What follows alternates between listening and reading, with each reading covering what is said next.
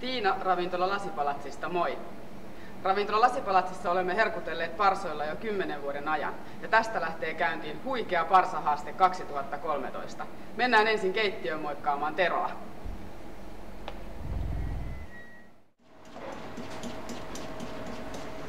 Moi, olen Tero, toimin vuoromestarina ravintola Lasipalatsissa.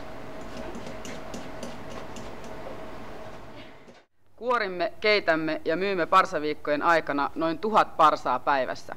Hollandaise-kastiketta vatkaamme yli 50 litraa viikossa ja parsaviikkojen aikaan tarjollaan lähes 15 erilaista parsa-annosta.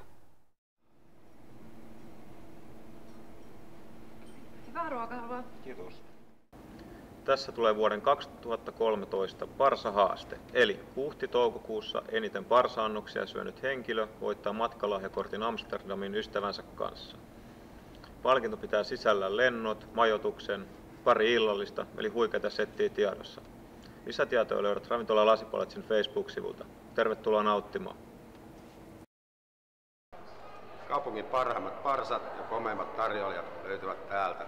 Tervetuloa!